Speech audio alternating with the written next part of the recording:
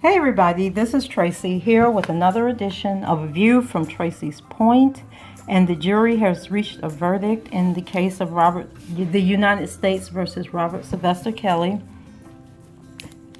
And if you guys have not heard yet, they found him guilty of racketeering, and I am going to just read to you guys an article from the New York Times. It says the singer R. Kelly, who for years dominated the world of R&B music, was found guilty of being the ringleader of a decades-long scheme to recruit women and underage girls for sex. The jury in the singer's criminal trial in federal court in Brooklyn convicted him of racketeering after beginning its deliberations on Friday.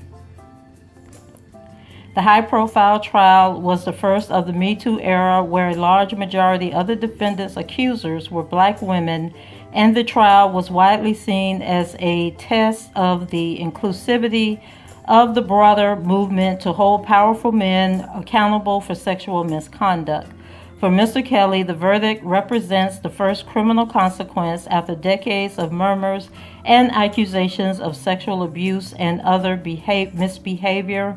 Mr. Kelly, once one of the biggest names in popular music, could face decades in prison, capping a remarkable reversal of fortune. He evaded criminal punishment in 2008 when he was acquitted on 14 counts in a hotly publicized CP case that loomed over the New York trial in the minds of many observers. The conviction is likely to further diminish the widespread public image that Mr. Kelly enjoyed through the early 2000s as a charismatic and genre-redefining lyricist.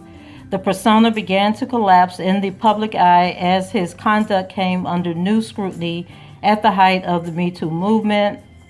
Over the course of the 6-week trial, prosecutors described in harrowing detail an ecosystem of torment and abuse with evidence that extended from recent years as far back as 1991. Prosecutors called nearly 4 dozen witnesses who testified about how the singer's public persona as an infectiously charismatic virtuoso disguised a calculated and controlling predator.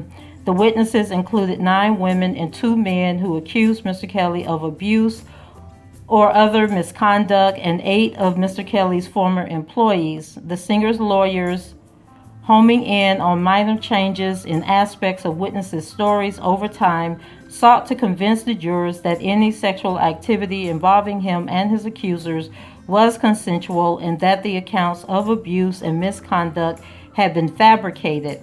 The defense team tried to portray Mr. Kelly as an altruistic romantic partner who regarded the women around him as family and had been blindsided by their allegations.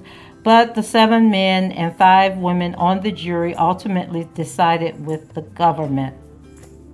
So it doesn't say if it's guilty on all the charges or just the major charge against him.